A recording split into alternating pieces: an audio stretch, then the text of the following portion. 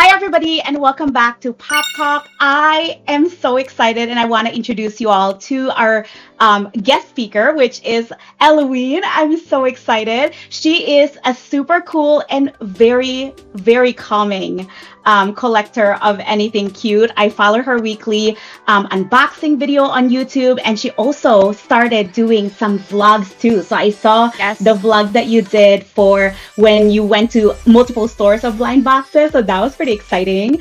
Yes. Yeah, I do vlogs occasionally. I used to do them like a year or two ago as well. But yeah, it's something I like to do every once in a while. I know we were going to talk about it later in the video about Japan. I was so excited to vlog in Japan, and I brought all of my equipment. I brought a brand new mic and everything, and I didn't even turn the camera on because I got really sick. And also, every blind box store in Japan says you can't film inside. So I was like I would have allowed my like really croaky, like sick voice. I would have put myself in front of camera, even though like my face was like all puffy and awful looking. I would have done it, but I wasn't even allowed to film inside the store. So I was just like, you know what? I'm just gonna keep this trip to myself. But I was so sad not to vlog it. Okay, so you didn't get to vlog, which is fine. But did you enjoy yourself even though you got sick? Yes. Yeah, I was like so incredibly sick, and I was spending like 12 hours walking every day. Like I was living off of like 3 hours of sleep like most days because I couldn't sleep because I was so sick. So it was like this like delirious dream, but it was perfect. I really enjoyed it. It was so much fun. There's a lot now of YouTube content creator that started off with like funny bits and you know, acts or curses, for example, right? Yeah. And then now they're switching over to just the Labubu. But again, you know, I don't know how they're gonna stretch it out, or is it just gonna be like for a little bit of time? But I want to see the unique items. That's actually one of the questions that I have for you. You know, tell me about your favorite IP and how did you start collecting it? All right. Well, I have a lot of favorite IPs. I'm kind of a person who doesn't focus in one particular area. If you see my collection, it's kind of all over the place. Not that I post photos of it. It's literally all around me, but I usually just post photos of one or two at a time. But yeah, my collection's really varied. If you want to know the origin of how I started collecting, it was Skull Panda. So I've known about blind boxes, and as I said, remnants, Kid Robot, all of those types of things for like over 10 years, a very, very long time. Before, when POPMART didn't exist, I had blind box figures in my house, but I didn't like collecting Kid Robot and all of the other like North American ones or the Tokidoki ones because they didn't seem like great quality, one, and I'm a person who doesn't just want plastic in my house, and I want nice plastic, good quality plastic. Again, if you watch my channel, I talk about the quality of things probably more than most people care about. No, I love that. I love that about your channel, honestly. Yeah. I feel like sometimes I just talk too much about things people think are boring. No. But so I didn't like the quality, and two, I hated the idea that if you bought a full box for like $140 or however much it was 10 years ago, you would get like 8 of the same figures. Like, I'm spending $140, and that to me was a lot of money. I mean, it's a lot of money. It's a lot of money now, but back in the day, it was like an astronomical thing, right? Right. And for someone who likes to have all of everything, right? Like, I don't just want one of them, I want all of them. I was like, I'm not paying $140 to get $70 of the same thing. Like, and you couldn't get the full collection in Kid Robot. Even if you bought the full case, you would still be missing like one or two. And then I knew about PopMart for a few years before when they were like really small. And the figures were very repetitive, like Satyr Rory, Pucky was kind of like cute, but not really that interesting at that time. Demu, like probably the most interesting out of all of them. I think one of the first things I bought was Demu, but I knew about PopMart, and I would watch PopMart unboxings, and it was like pretty far and few between. Like it was like, and I wouldn't watch them in English. It wasn't an English person doing it. It was like I was like watching, you know, in any language I could get. I could just watch like whatever. And then I went on their AliExpress store because I started being like, oh, this stuff is kind of cute. I saw the pre-sale or an advertisement for Skull Panda Ancient Castle, who, if you don't know, is the first season of Skull Panda. I was there before anything, and I literally saw a pre-sale, so it was coming up in 2 months.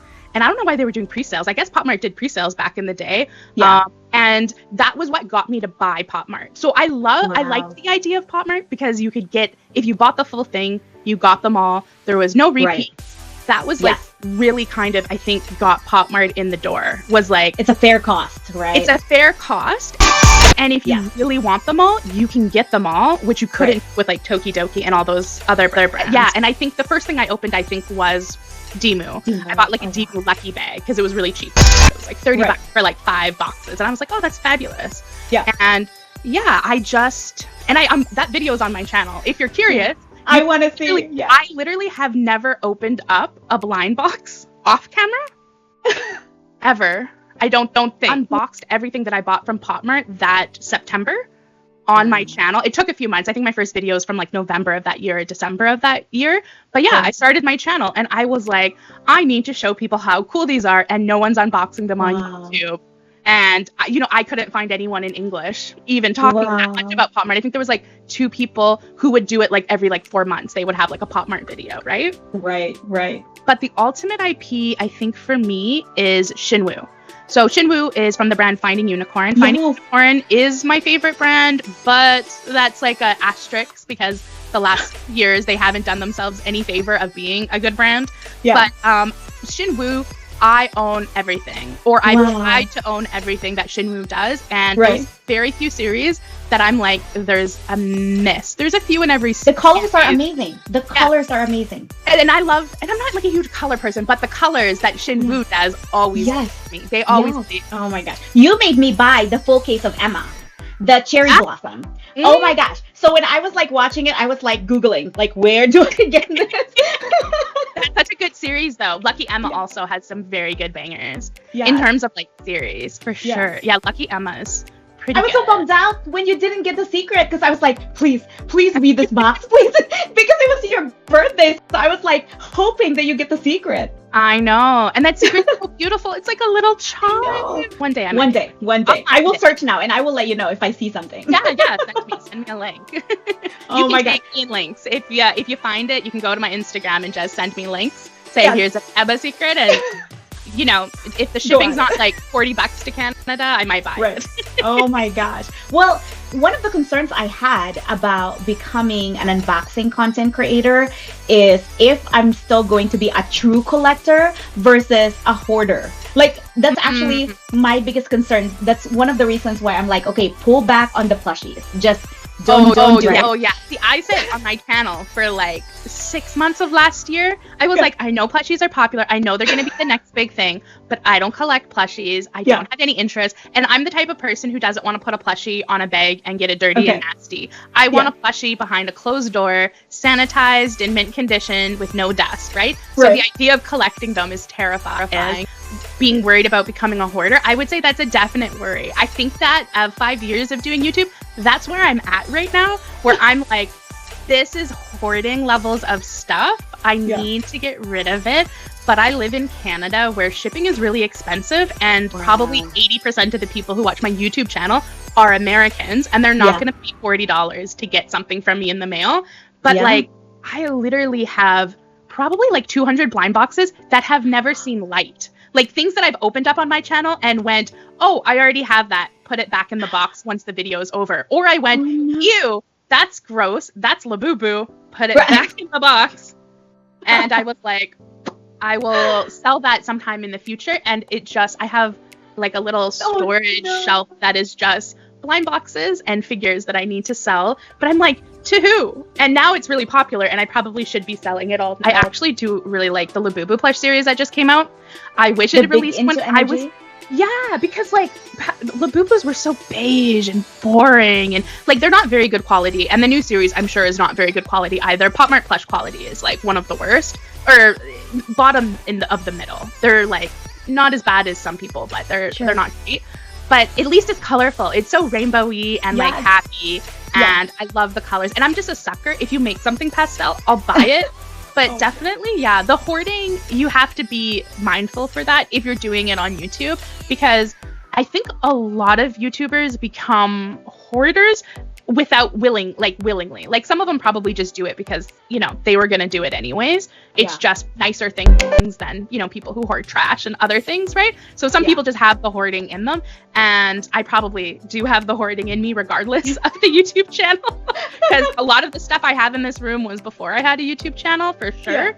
But I think a lot of content creators, you know, they have that basement full of clothes because they do clothing content, and you know, like I think that's a big thing with overconsumption. Again, you know, if you like slightly boringer content, I'm really selling myself here, slightly boringer content, I complain about quality, and I do always warn over overconsumption. I'm sure my upcoming Labubu video that I'm going to be doing in a few weeks is probably going to have some overconsumption talk in it. Because I have an amazing title for a Labubu video. I don't know if this is gonna show, but I've started making my own rules in color code, because I'm like, if I know that I'm just buying it because of FOMO, I'm like, hold on, let me just read. Oh, that is amazing. I love that. I've actually had a lot of other collectors who I talk to, like on Instagram, who talk to me about their own like rules. And I think that's like a great way. I don't have that ability because impulse control is not my thing. Like I'm the type of person where, like, you know, like for Toy Donut, the store of which I like a lot of stuff for in Canada, like if I'm going through a no buy, I just don't look. You know what I mean? Like that's my version of no buying. Control. That's my version of control, is I don't look at it, because if I look at it, you know what I mean? Like I have rules, but I probably need to do what you do. It's hard. It's hard, but it's hard, and at the same time, it's like, I think it's different for everybody, right? I think I have a bit of that, I grew up super poor, so if I see something on sale, I want to buy it, even though if I buy two things that are on sale that I kind of like and, you know, think they're cool and cute, if I saved up, I could buy something even better that I love, right? So I think that's the issue I have of like, you know, am I just buying a bunch of things that I think are great, but not like amazing, and I should be saving up the money to buy the, you know, the $200 thing that's amazing, right? We all get better. We all get better. You know, it's about like, learning yourself is a big thing with collecting. Learning yourself, understanding if you're the type of person who has that hoarding tendency, and having rules written down. And having rules written down is great. And also knowing your limits. Like for me, I'm not one of those people who goes on TikTok live and buys stuff. Like that's not my vibe, but it's also not my vibe because I know for me, I would probably get some FOMO. So you have to learn what triggers FOMO for you and really just like do it. So for me, I don't want live streams of unboxing where you can buy things like in the moment, because you get that feeling where, the one you really liked, you didn't get it. So you're going to buy your next favorite. But it's like, but wait 10 days and you'll probably get the one you really liked anyway. That's true. Like, why are you buying your third or fourth favorite when you just because you didn't get your first favorite? And I think that happens a lot with TikTok lives and the live. That's a good point. I love that. I love what you said. I'm gonna put that into my rules too, because that's actually that's a problem that I feel when I go to the TikTok live. I was like, oh my gosh, if I don't get it now, everybody else will get it, and the thing is I will tell you right now, I do have a lot of stuff, but trust me, most of this I did not pay full price for. So I'm the type of person who's like, okay, I really love this figure, it's now on my wish list. Great. I do YouTube videos, so I do try to get things slightly on time. Again, I'm in Canada, so it's usually not that on time. But like, if that time has passed, or I don't think I can get it to me in Canada before everyone's excited, I just wait, because I can get it $20 cheaper or $10 cheaper. 2 months from now, or 6 months, months from now. Oh my gosh, that is so awesome. Well, thank you so much. That is amazing. I love that we talked about your Japan trip. I love that we talked about your favorite IPs. And I really like ending this video with that great message, because that is a really good, reminder that you just have to be patient and get what you truly want. So thank you. I really appreciate it. No problem. Thank you so much for contacting me to do this interview. I had so much fun, and definitely check out my channel if you're not familiar with me. Yes, as you said, I do soothing content. I don't know if that's true, but I feel like it's like the adjectives people say, soothing.